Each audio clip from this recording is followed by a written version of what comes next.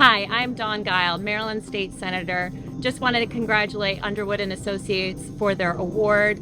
We really appreciate that all you're doing in the community. Thank you. Hey everyone, this is Chris Beecraft with Underwood and Associates. We're a design-build ecosystem restoration company based out of Annapolis, Maryland. I first want to thank the ASBPA for this lovely award for our project here at Kyle Point on the Severn River in Maryland. Secondly, and most importantly, I want to thank Jim and Janet Clausen, the property owners here. They're beautiful folks with a beautiful shoreline, and we're willing to go the lengthy experience for us to get this project in the ground here. We wake up every day to do the right thing for our rivers and streams and ultimately the Chesapeake Bay, and our goal is that we see more projects like these across our waterways.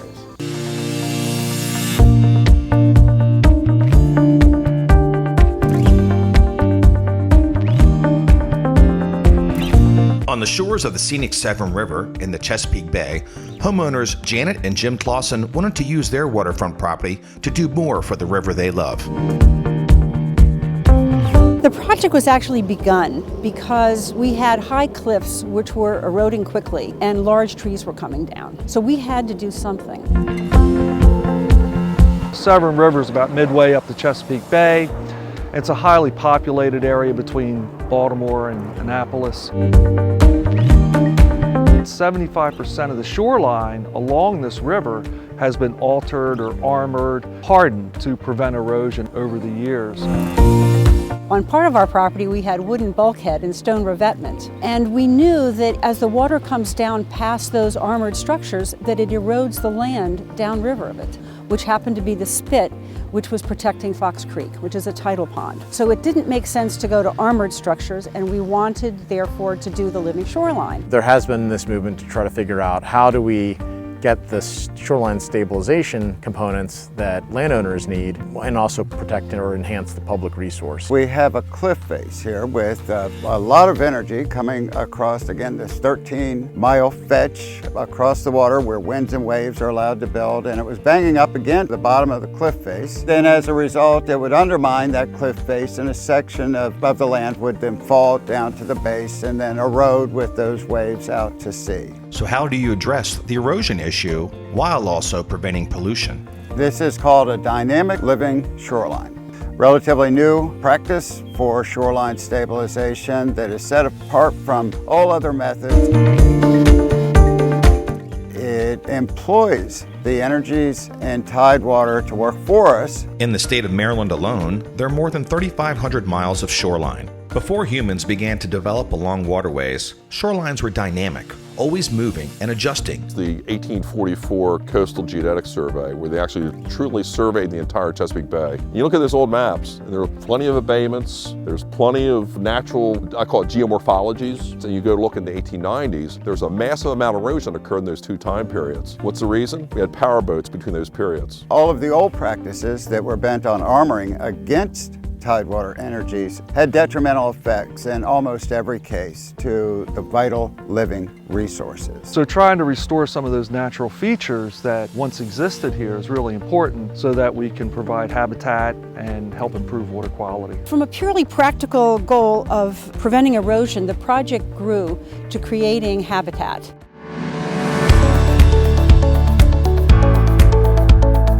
To pull off such an engineering feat, there had to be a solid design, a good plan, and seamless execution in the construction process. This project was engineered using empirical ratios for headland embayments all across the Chesapeake Bay. The idea behind this headland breakwater approach is that it dissipates wave energy. So a revetment or a bulkhead is engineered to withstand the forces of nature. They are armoring against it. I've been working with living shorelines for about 35 years now. And over the years, it's evolved. We were pretty conservative in the very beginning doing these types of projects. There's two different philosophical camps when it comes to shoreline protection.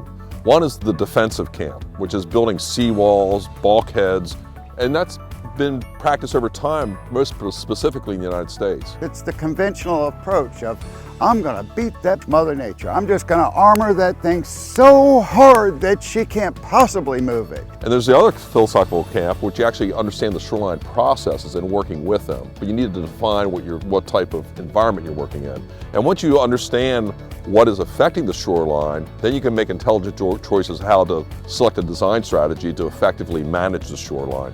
Historically, the unwritten standard for encroachment channel works was 35 feet. This one is up to 110 feet.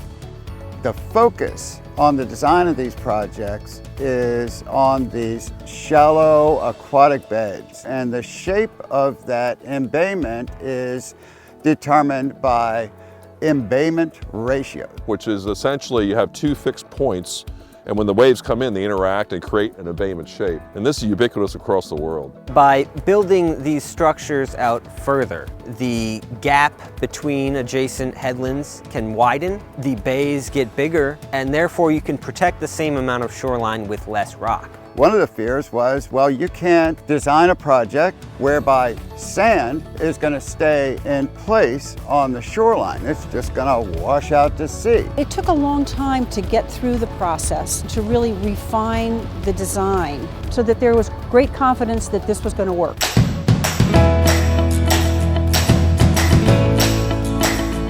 It was fascinating to watch it grow, building Hall Road and then using that and building up the beaches. Most living shoreline projects are the majority of fill. So for this project, we brought in large amounts of sand, gravel, and cobble at the beginning to build our ramp and our access way.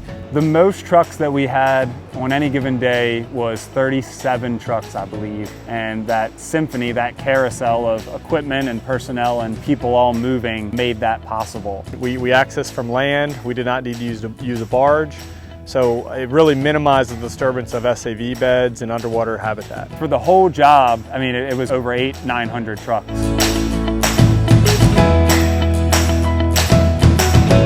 One of the unique aspects of this project is the headland structures are constructed of a mixed aggregate. Typically, if you look across the bay, you see one size stone that does not have anything living on it or breathing on it.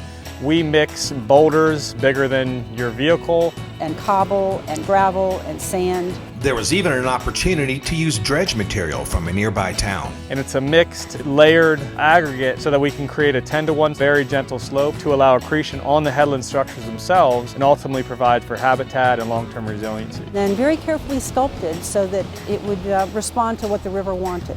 We basically take the engineering and the physical components of our permit, but then add a level of art to the project, which is required because nature, isn't an engineered box. Through the unpredictable weather of late December and January, the project grew quickly. Before you knew it, dump trucks could drive all the way to the end of the beach.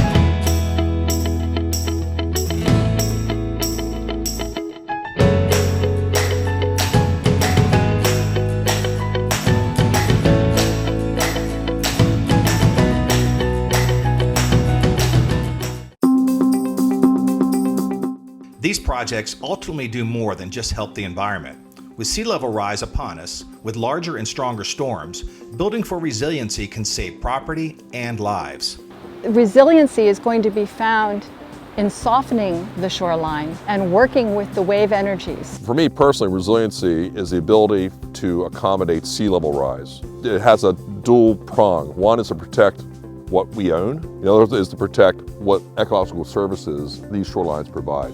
And one of the things that we've focused on in the last 5+ years is trying to build in this resiliency lens into all of these projects. And we want to do that by building robust natural systems that are dynamic but also stable. These are the systems that you need to have in place to actually accommodate sea level rise. During these storm events and high tide events, they're not only going to withstand these forces, but they're actually going to build on these forces.